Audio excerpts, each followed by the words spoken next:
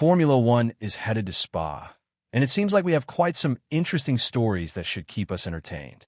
Apart from the fact that it's the sprint weekend, the weather is going to play a huge factor. And with the top teams bringing significant upgrades, who will come out on top? And how will Red Bull survive the first Horner-less weekend in their existence? The Belgian Grand Prix never tends to disappoint. A sprint race, a weather forecast that would put the drivers up to the maximum challenge, and changes on the grid for the first time in 20 years for certain teams.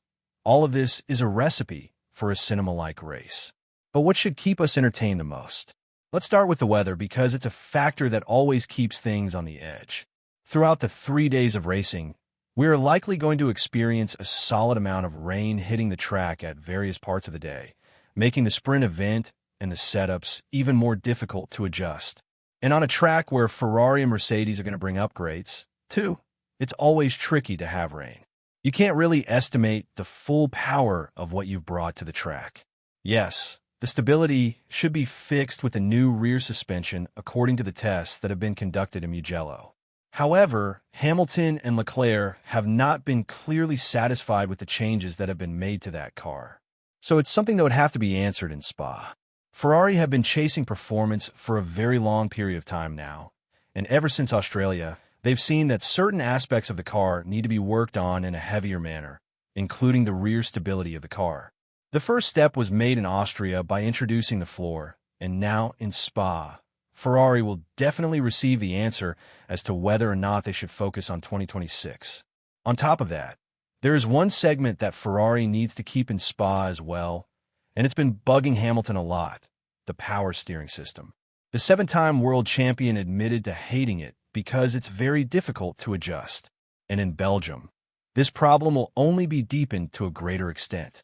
Let's not forget that ever since he started his career back in 2007, Hamilton hasn't finished lower than P4 here at Spa.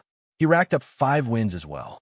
But Ferrari's performance in 2025 has always raised questions as to whether or not we should be expecting a masterpiece or a disaster class in the making. Right now, the latter one seems to be the more suitable expectation, especially after the weather forecast in Belgium, which could hinder the upgrades revolving around the rear suspension. Apart from a Maranello-based squad, we need to be looking at the developments made in Red Bull as well.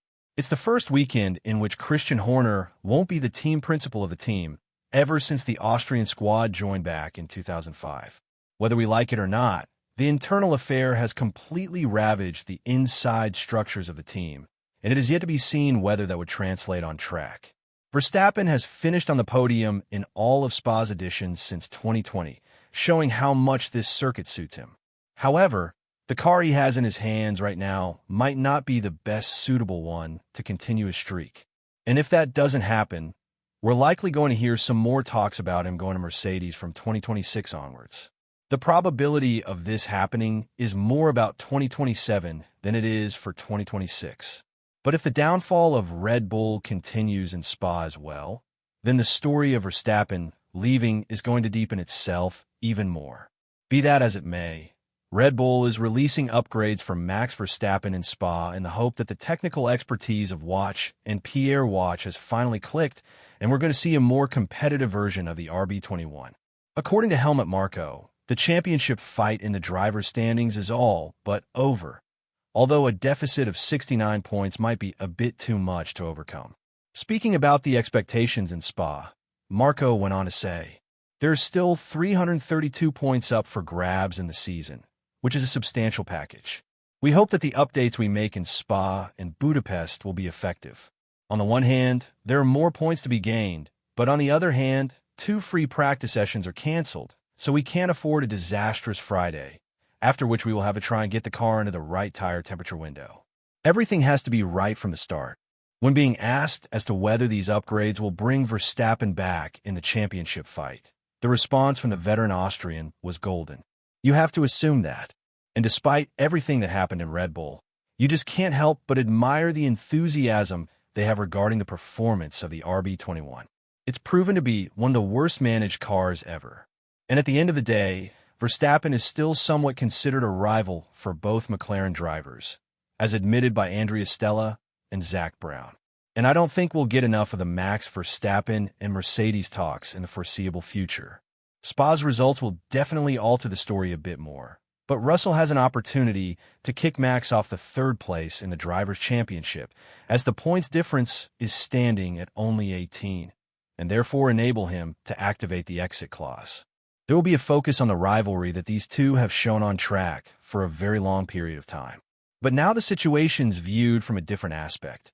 It's a direct threat for the seat of George.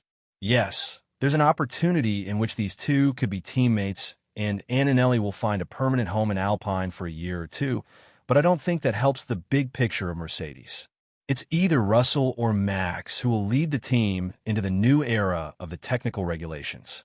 Mercedes is also bringing upgrades related to the performance of the car, but it's not really specified as to where they're going to end up with the W16 in Spa. However, it's worth noting that the weather should benefit them a lot. Even if it's not raining, colder tracks tend to be more favorable on the Silver Arrows Challenger because of certain overheating issues appearing with the tires once the temperature ramps up.